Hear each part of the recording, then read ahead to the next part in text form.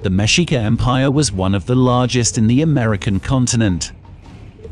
Along with all Mesoamerican cultures, they had a very high development due to their rich culture, geography, and ancient tradition. The Mexica peoples came from Aztlan to North America. They founded their capital where, according to legend, they saw an eagle perched on a cactus devouring a snake. The place where this event occurred was an islet in Lake Texcoco in the Anahuac Valley, which is today Mexico City. Along with Tenochtitlán, Tlatelolco was also founded. As the years passed and with the growth of these cities, they were geographically united. It was a floating city in the middle of a lake surrounded by mountains and volcanoes. When the conquerors saw the city from their entrance from the mountains from Puebla, they thought that the city was made of pure silver because all the buildings and palaces were covered with lime, which made it a totally white city. But first, subscribe to our channel and click on the notification bell so you can see our videos before anyone else. Today we present the wonders of the sacred city of Mexico, Tenochtitlan.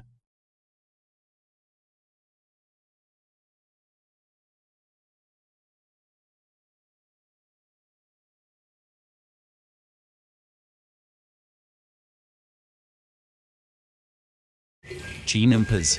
The foods of the Mexica were sown in chinampas. These were artificial islets like rafts with earth supported by the roots of the hollow trees, and on all the edges of the islets they were interwoven with reed forming the chinamital. Waste such as feces and organic remains were used to nourish the land and obtain better crops. There were three types of chinampas: those of the lagoon, which were built inland, those of inland on the shores of the lake, and those of box. In the year 1265, the Mexica suffered food shortages, so the Tlatoani proposed to the Council of the Elders a technique to face the situation, which consisted of generating land on the lake with fillings of silt and stick. This is how the first chinampas were born in the lake region of the Valley of Mexico to produce food. Between the chinampas, channels of 1 or 2 meters wide were left that were used for navigation in canoes for filtering water or drainage. This was favorable for the reproduction of fish, which made these waters very fertile for both agriculture and fishing, and that of an ecological nature. Although it is an agro-hydraulic technique used by the Mexica, it is believed that the Toltecs used it centuries ago, just like the Teotihuacans. The harvested foods were corn, tomato, beans, amaranth, quailite, ayacote, horizontal, chili peppers, squash, geraniums, petunias, simple, xochitl, and poinsettia. They continue to be staple foods in the diet of modern Mexico, as well as world exports. Chinampas are still used to this day in Mexico, especially in Xochimilco and Tláhuac. They are considered the heritage of world agriculture due to their centuries-old tradition and their great results, since in pre-Hispanic times they fed Tenochtitlan, which was a city of 13.5 square kilometers and 200,000 odd inhabitants. It was the largest city in the world back then. In general, the peasants lived in the chinampa where they harvested their food.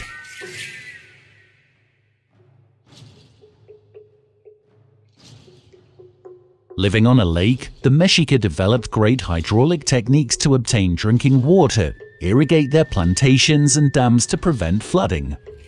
Here we will show you some of these technological wonders.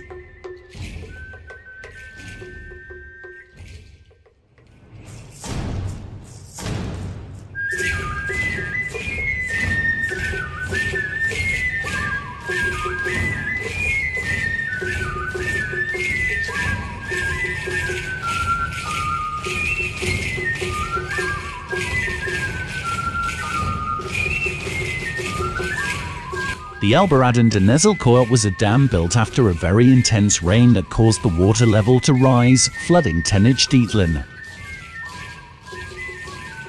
Due to this, the Tlatoani Mexica ordered the design and construction of a work that would prevent future floods, So Quetzalcoatl, Lord of Texcoco, devised this dam that had a length of 16 kilometers long that went from Aztec to Iztapalapa.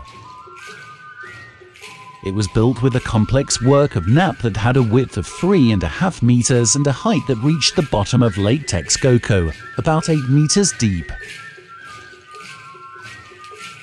Logs, rocks and sand intertwined. Gates were built to allow the passage of canoes and water.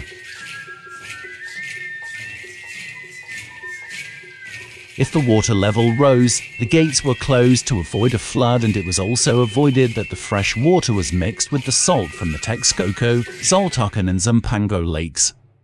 Aqueducts.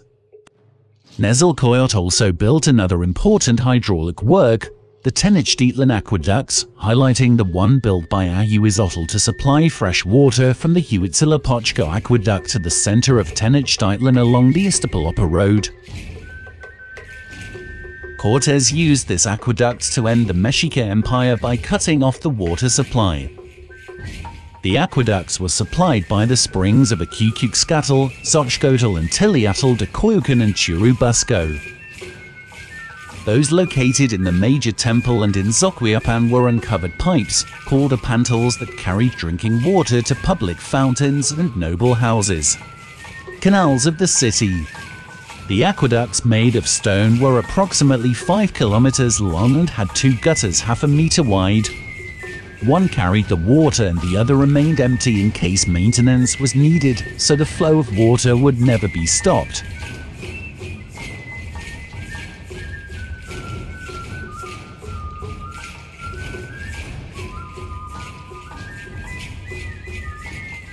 Roads and temples.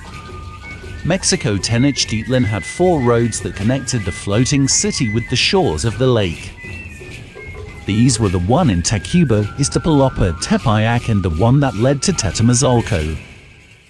To build them they used rock, clay and a mixture of lime and mud called mortar, all this supported on wooden piles 8 centimeters wide by 10 meters long, which were driven into the bottom of the lake and filled with stone and earth to give stability and strength to the foundation. Each road is 15 meters wide and 1.5 meters high. It had several wooden platforms that were raised to turn them into drawbridges that allowed the passage of canoes, as well as it was a method of defense if the city was attacked. The bridge tower was always on the side of the city so that enemies would not have access to lower or raise the bridge. The Mexico-Tacuba road had a length of 3.6 kilometers, that of Iztapalapa of 8 kilometers, and that of Tepeyac 4.2 kilometers, these being the longest. For the construction of their temples and pyramids, the Mexica used the same support system based on wooden piles. Although their temples were built on the islet, the humidity and the earth were not appropriate to build heavy works, so they used the wooden piles, which being very long reached firmer ground, then they were covered with horizontal stone and other materials such as mortar, and then begin to build the foundations of their buildings. Having a firm base, they could erect large temples such as the Hueyteocalli, better known as the largest temple that measured 45 meters high by 82 meters per side. The rocks present in the archaeological zone of the major temple are horizontal stone, basalts, andesites and limestones. Moctezuma's Zoo.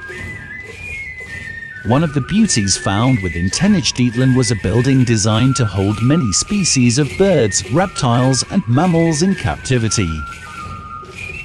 It was also known as a vivarium.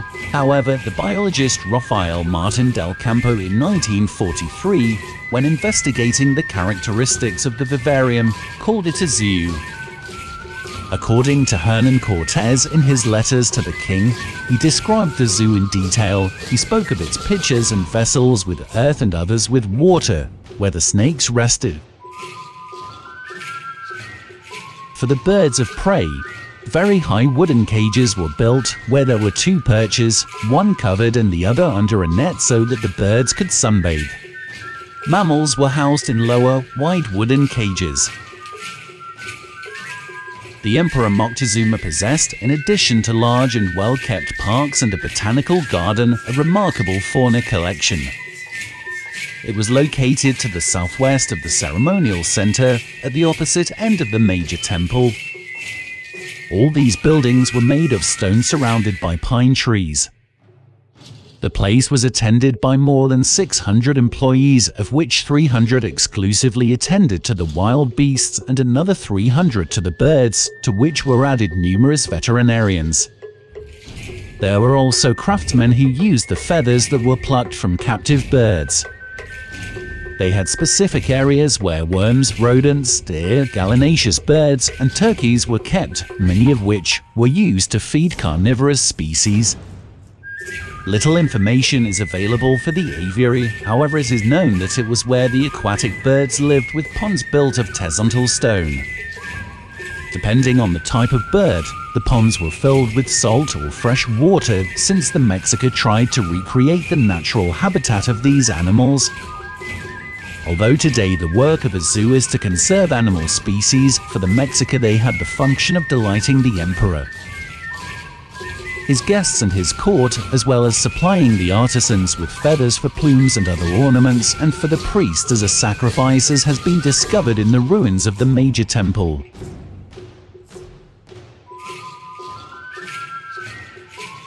Regarding the species of fauna in the zoo, it is known that they were obtained through trade, tribute, or gifts from different corners of the vast Mexica Empire.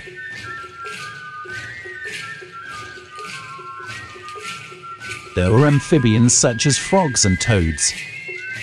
In the category of reptiles there were snakes, boas and crocodiles, and in the birds of prey there were hawks and even golden eagles. In the category of parrots we found parakeets and macaws. For water birds, herons and ducks, to ibis and flamingos. Of mammals there were jaguars, wolves, pumas, lynxes, coyotes, foxes and perhaps bears. On August 13, 1521, along with the fall of Tenochtitlán, Hernán Cortés burned the zoo with everything and birds inside. Moctezuma had in them all the lineages of birds that were in these parts, and although it was hard for me, because it was much more hard for them, I determined to burn them. Hernán Cortés? Seeing so many cities and towns built on the water, and after populations on land, we were amazed. There were those who thought that it was a spell, like those narrated in the Book of Amadis, because there were great towers, temples and pyramids erected in the water. Others wondered if all this was not a dream. Bernal Diaz del Castillo. What do you think? Did you like the video? Let us know in the comments below, and don't forget to subscribe and share with your friends.